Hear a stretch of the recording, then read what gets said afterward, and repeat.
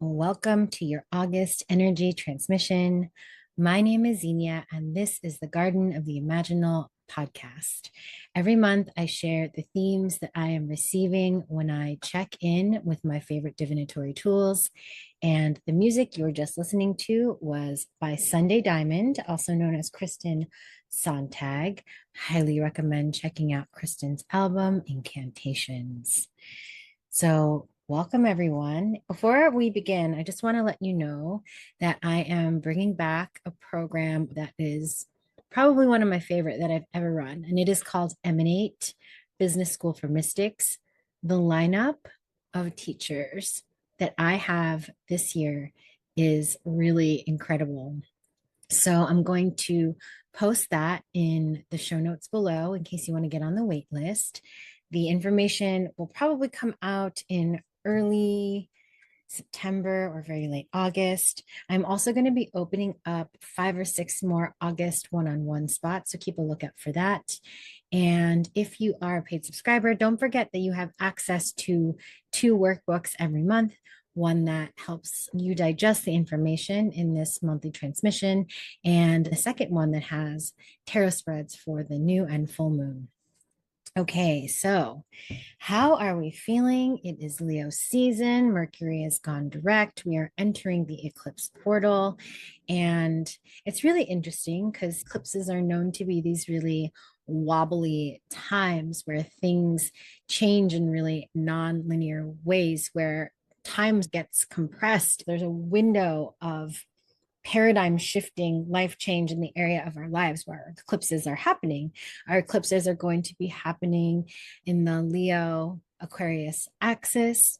We're going to also have one last Pisces eclipse, but it's interesting because it's this season of very big astrology yet again. Yet, what I am feeling into for this group listening to this is surprisingly clear and very simple. And that is this tonal shift where what's been whirling in the air and all the changes we've been making and what's been gestating and what we've been sort of transforming underground, what's been confusing, what's been liminal, that's going to really start to land in August. There are messages from our Book of Stones guide for this month that align with my personal messages for my own life to myself around this feeling of grounding and calm and balance and centering that's available. And so one of the things I do every month is look at a stone guide from the Book of Stones by Robert Simmons and Nisha Sian, which is something I use for bibliomancy, which is where I use it as a divinatory tool, a book as a divinatory tool. And it's so clear, crystal clear, that the energy of this month invites us to learn that we have been practicing so long how to surf polarity, how to surf big shifts, and we're getting it now. We're getting the hang of it. Think of this like someone who's been taking surfing lessons forever and they finally learn how to stand on the board or how to pedal on the board in a way that they really feel in tune with the ocean. They understand how to cruise along the pockets that make it a pleasurable experiences instead of getting caught under the wave. The waves are still there, but we know how to surf them now. And for this group of people I'm talking to this month is that click. This click is happening. Our stone guide is called Dolomite, and its keywords are centeredness, calm, balance, moderation, and grounding. The element it is associated with is earth, and the chakras it is associated with are all of them. So I'm going to read a little bit of this book to you about this stone so you can get a sense of the energy and the thematic energy that this collective group is working with. So the spiritual benefits of dolomite is that it teaches us that there is nowhere to go. You already are all that you will ever be. You simply need to stop and allow yourself to be your full self. There is nothing that you need to do in order to become spiritual. You are already it. Therefore, everything you do and everything you experience is a part of that spiritual reality. Dolomite teaches us to stop expecting miracles and to begin experiencing them in each moment.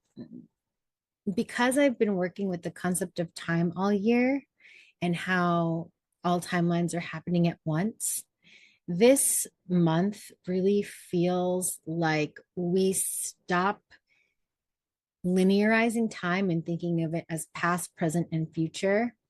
And when we do that, it can be very natural to linger in the past or try to push towards the future and not be in the present. But there's something about the linearity of time that collapses this month where we feel the eternal now more easily. And that allows us to feel this ability to stop striving and instead allow and be carried forward in our unfolding. And it's almost like we give up this project of trying to realize ourselves, and that by giving up, we realize ourselves.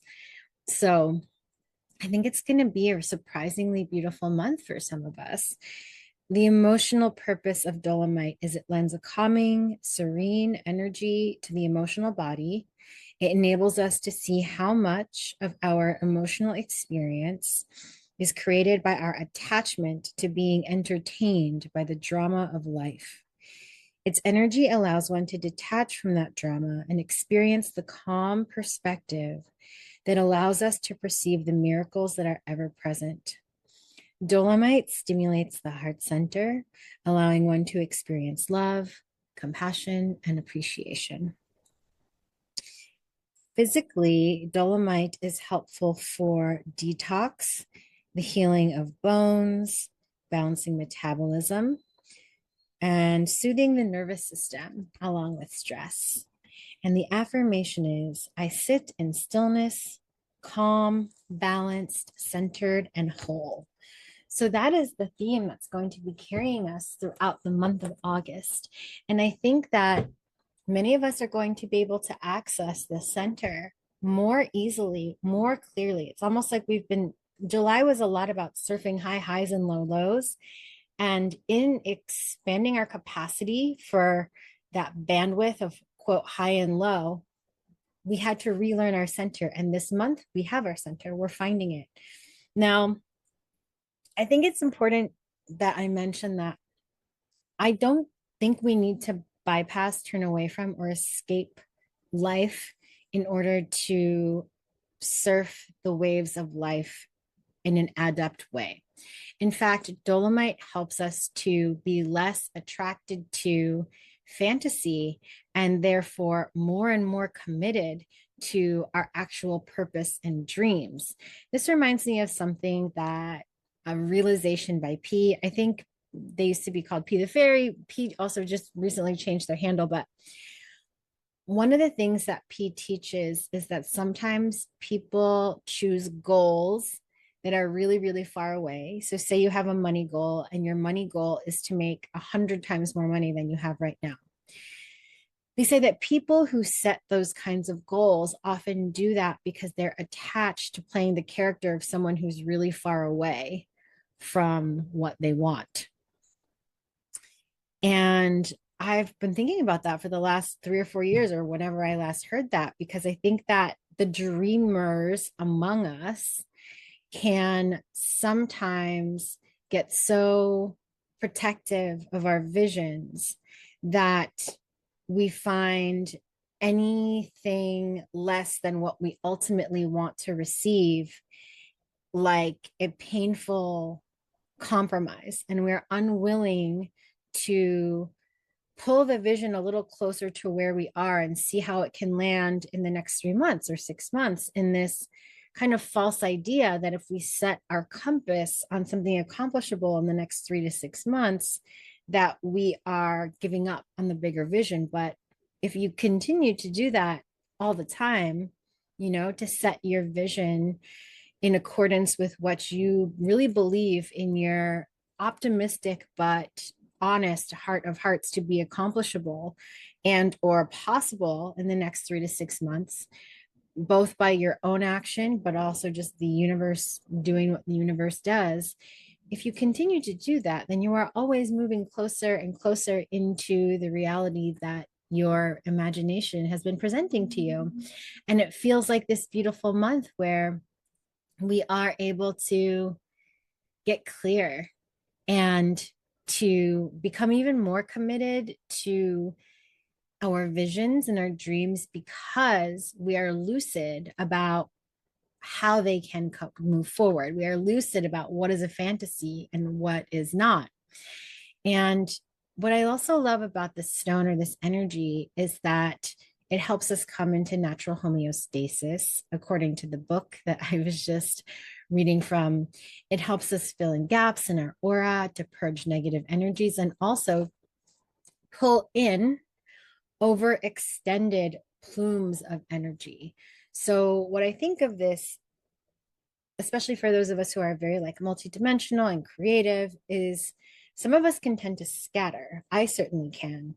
And so it feels like this is teaching us how to not go between being scattered or condensed and shrunk or fractured, but instead learning to be big and yet stay contained in an auric coherence that is sustainable for our energy, that allows us to be vast and at the same time to move at a pace that our body feels very honored in. And that's the other thing, is this stone helps us with moodiness. It helps us with being spacey. It helps us with feelings like we belong on some other planet or some other plane, and helps us to feel at home in our bodies and on earth. And I think a huge reason it allows us to do those things is because it teaches us to honor our bodies and to, in honoring our bodies, be present to miracles in the now instead of being in wishful thinking. So that is our stone guide for the month, Dolomite. Such a beautiful energy to work with. It's this reminder that at the center of the most magical and beautiful experiences is often this sense of peace and calm. It also is a stone that helps people who are chasing the next big spiritual experience, the next big plant medicine, the next big breakthrough, and helps them to see that the versions of that energy, that there are versions of that energy they are looking for right where they are standing, and that they are constant. So really a kind of beautiful realization through allowing stone. Okay, so let's take a look at our tarot cards for the month. We had some really interesting and gorgeous messages. Our cards for what we are calling in, or the Nine of Cups. And this is the Aquarian Tarot deck, and the Hierophant.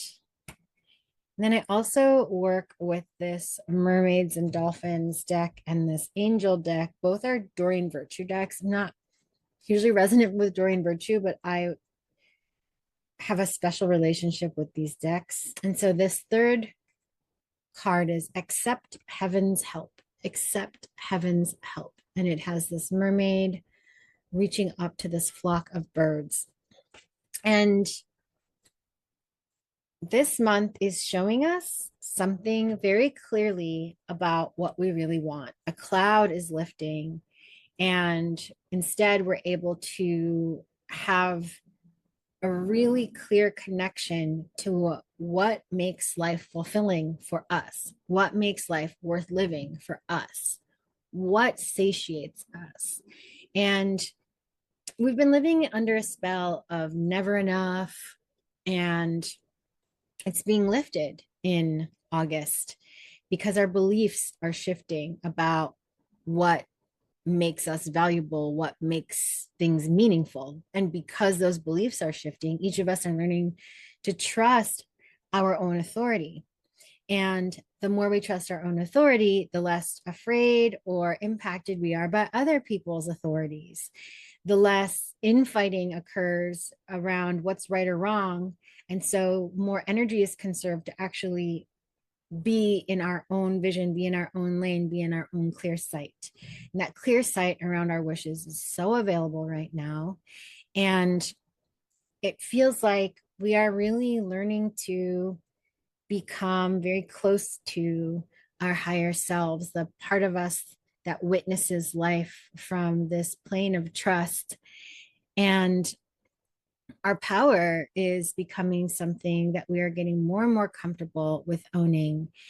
We are able to move away from this kind of scarcity matrix programming that our economy is built on.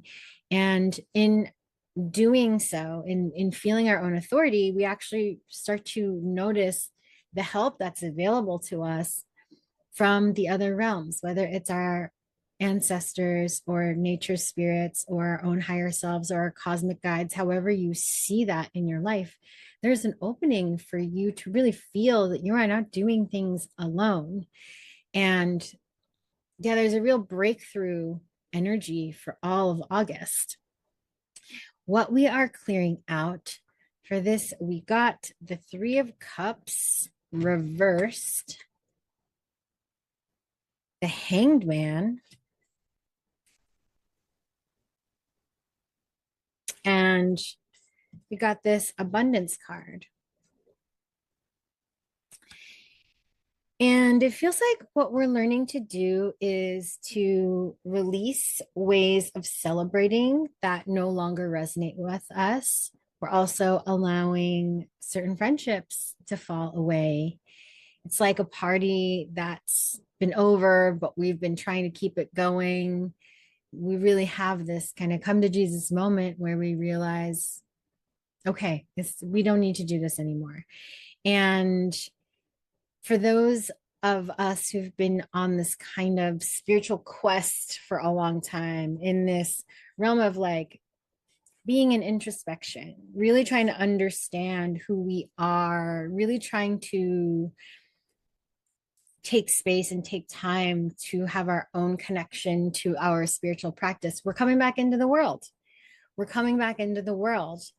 Stagnation is really clearing, and we're learning how to change our relationship to abundance. That message comes through over and over and over again. That abundance, our concept of abundance is shifting. So there may be things we let go of that used to be symbols of wealth and abundance to us. There may be things we're open to receive now that we weren't open to receiving before, but it's a big month of shifting what it looks like to be in relationship, shifting how we want to come into the world. So we're kind of coming into this balance. So whatever you've been experiencing in life that feels imbalanced, you're going to feel it balanced this month. So I was talking to a friend about how those of us who've been focused on spirit and mysticism and art and learning, a lot of us are now really focusing on taking care of our bodies, really focusing on clearing up our houses. And then vice versa. Some people have been really focused on the physical realm, are turning towards their creativity or turning towards a mystical practice. A balance is coming and has been coming through the last 3 months, but it's really landing here in August. So the next cards we pulled are who we are becoming. I pulled the Eight of Wands, the Knight of Swords. These are like fire and air cards, and then alchemy. The Knight of Wands, the Eight of Swords, and alchemy. And the message I got is that for many years, we've kept a false sense of peace by trying to avoid difficult conversations, not saying certain things out loud, or even veiling the truth from ourselves. And this month and this year and this era, something shifts really rapidly. We expand past our comfort zones, and we are leaving the chrysalis this month. We're opening ourselves up to the world in completely new ways. Our vision is healing, our bodies are changing, and we are becoming new in very real ways, not just how we think, but how we move and how we behave. And if we're ready, patterns just really begin to shift. And for some of us who want to take it more slowly, it's our clarity that's beginning to shift. And we don't need to rush action, but some of us will just find ourselves moving very quickly by just surfing into the present moment.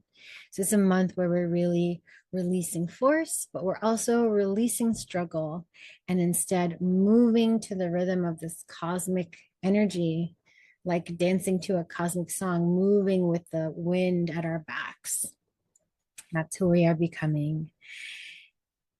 The next set of cards we pulled represent our collective lesson.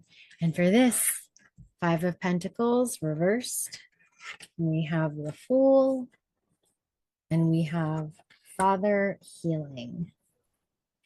And this is very interesting, right? We are moving through this energy where scarcity consciousness and victim consciousness is just losing its hold. Obviously, there are still things that happen where people are truly victimized. No one is saying that's not true. However, where it is negotiable, where we have agency, we are letting go of that story. And that's because we have been working so hard to validate our traumas, to validate our experiences and hurts.